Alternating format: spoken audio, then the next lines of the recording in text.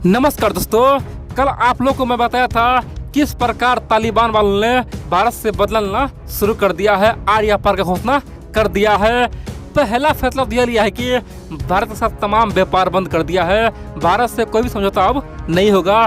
तालिबान ने ओपनली भारत के खिलाफ युद्ध का ऐलान कर दिया है, लेकिन बहुत सारे मित्र को यकीन नहीं हो रहा था। और दोस्तों, आज सुबह सुबह अभी तक देखेंगे तो तमाम मीडिया में ये खबर छाया हुआ है। बड़ी बात तो यह है, तालिबान वालों ने एक बार फिर से भारत पे बहुत बड़ा प्रहार किया है। अब तक का सबसे खतरनाक फैसला लिया है, पूरे दुनिया को चौंका दिया। यानी कि लगातार एक के बाद दूसरा फैसला लेके पूरे दुनिया में हड़कंप मचा दिया है। और तालिबान ने अपना खात्मा का कहानी लिख लिया है, स्क्रिप्ट लिख लिया है। सिंपल सी बात करें तो जब गिदड़ की मौत आती है वो जंगल छोड़ के शहर की ओर भागती है।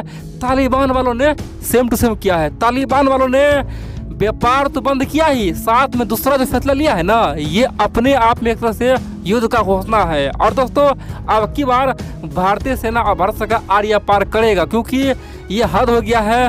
तालिबान वालों ने कुछ ही दिन में भारत से बड़ा एक्शन लिया है। दोस्तों, आप लोग जानते हैं, आज से मतलब 1 साल पहले तालिबान के प्रवक्ता ने क्या कहा था। उन्होंने पहले कहा था कि काबुल पे कब्जे के बाद हमारा पहला लक्ष्य होगा कश्मीर पे कब्जा करना, कश्मीर को आज़ाद करना, कश्मीर पे हमला करेंगे। और दोस्तों, तालिबान का अब मंशा पूरा साफ साफ दिखाई दे रहा है, क्योंकि तालिबान ने भारत पे वो फैसला लिया है जिसका किसी को उम्मीद नहीं था। आखिरकार कौन सा फैसला लिया, आप लोग पूरा खबर देखिए और समझिए।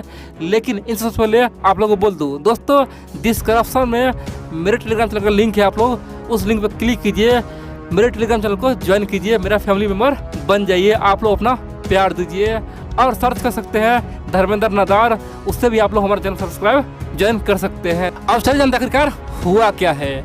देखिए, आप जानते हैं तालिबान का गुरु कौन है। वर्तमान में पाकिस्तान है, वो चीन है। दोस्तों, 2 ही देश है और इसीलिए तालिबान बोलता कुछ है करता कुछ है। हाल ही में तालिबान के प्रवक्ता ने कहा था कि हम भारत के किसी प्रोजेक्ट पे हमला नहीं करेंगे, जबकि अफगानिस्तान सरकार उस समय का दोस्तों अशरफ गनी बार बोला कि तालिबान ने भारत के डैम पे हमला किया, हमने उससे बचाया, तालिबानी को हमने तरह तरह के पीटा। दोस्तों, तालिबान उस समय भी बोल कुछ रहा था और कर कुछ रहा था, और अभी भी सेम टू सेम किया है।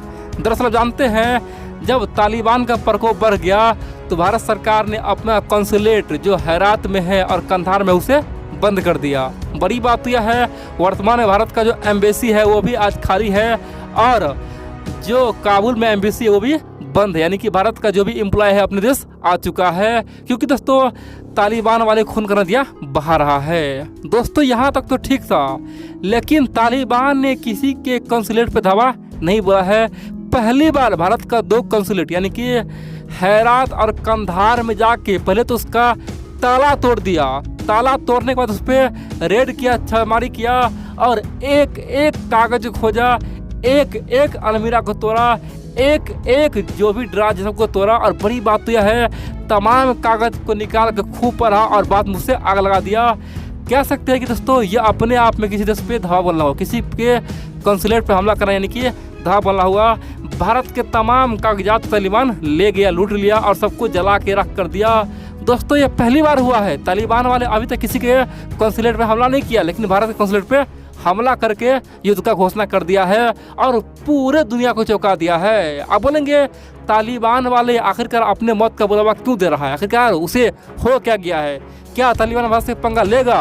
क्या भारत तालिबान में युद्ध होगा? दोस्तों, अब चलिए हम जानते हैं। देखिए, तालिबान के हमले से भारत में 2 पक्ष बन गया है। एक पक्ष का लोग बोल रहा है कि ये जो हो रहा है ये तालिबान नहीं कर रहा है, ये पाकिस्तान करवा रहा है। यानी कि पाकिस्तान ने जिस जिहादी को भेजा था युद्ध करने के लिए अफगान सरकार के खिलाफ, वही जिहादी अभी वहाँ पे है, वही आतंकवादी है और वही ये उत्पाद मचा रहा है और भारत और अफगानिस्तान में झगड़ा लाने का कोशिश कर रहा है, दोनों को दूरियां बनाने का कोशिश कर रहा है। ये तालिबान के हाथ में नहीं, ये तो पाकिस्तानी आतंकवादी करवा रहा है। पाकिस्तानी आतंकवादी ही भारत के सलमा डैम पे कई बार हमला करवाया। यहाँ पे तालिबान का हाथ नहीं है। हम लोग मूर्ख न बने, हम लोग तालिबान से मित्रता कर ले। दोस्तों, एक पक्ष यह बोल रहा है, दूसरा पक्ष बोल रहा है कि नहीं, ऐसा बिल्कुल नहीं है। ये तमाम चीज़ें तालिबान वाले खुद कर रहा है, भारत को धमकाने का प्रयास कर रहा है।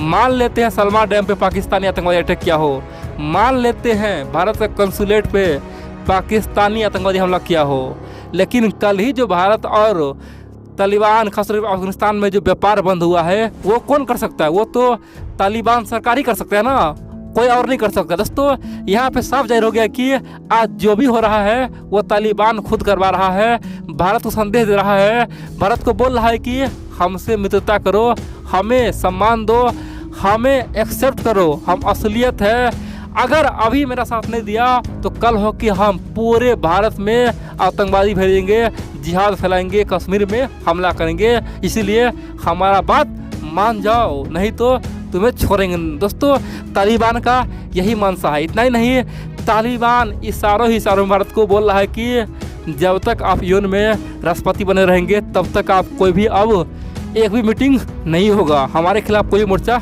नहीं होगा। और ये जो दुनिया में नारा लगा रहे हो कि लोकतंत्र चाहिए, ये बंद करो नहीं तो सबक सिखा। दोस्तों तालिबान इशारों में ये भारत को संदेश दे रहा है।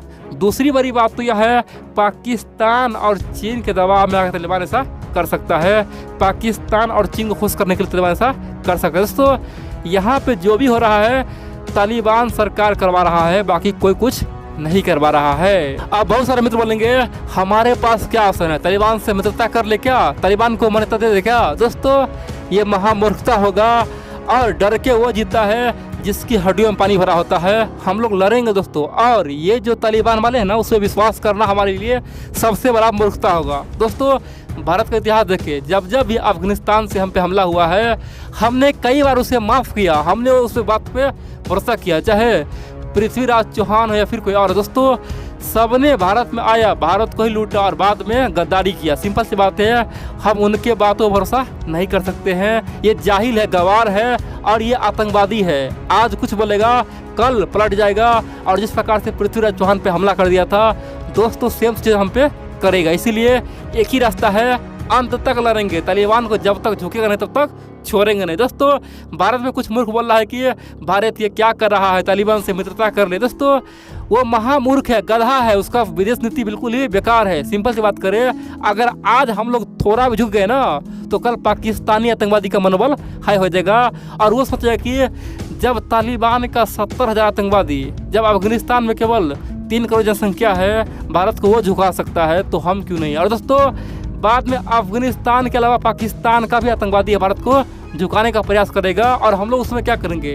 इन सब के अलावा बांग्लादेश में जो भी आतंकवादी है, इन सब के अलावा दोस्तों जहाँ जहाँ आतंकवादी है सबको लगा कि भारत तो झुक गया, इसीलिए हम लोग को झुकना नहीं है। जिस प्रकार इजराइल कभी भी आतंकवादी के सामने झुकता नहीं है, चाहे जो हो जाए, चाहे युद्ध करना पड़ जाए, लेकिन झुकना बिल्कुल नहीं है दोस्तों, क्योंकि झुकेंगे तो हमारा आने वाला पीढ़ी उसका नतीजा भुगतेगा। ठीक है, इसीलिए भारत सरकार आज जानबूझ के तालिबान को मान्यता दे रहा है, तालिबान का गला पकड़ रहा है। और कई सारे मुल्क बोल रहा है कि भारत का विदेश नीति बिल्कुल खराब है, भारत सरकार कुछ समझ नहीं रहा है। सिंपल से बात करें, भारत को पता है जिस इतिहास में हम लोगों ने गलती किया है उसका भुगतना आज भुगत रहे हैं। अगर आज गलती करेंगे तो 50 साल बाद, 100 साल बाद हमारे बच्चे भुगतेंगे। इसीलिए भारत सरकार अभी बिल्कुल ही एक्शन के मूड में है।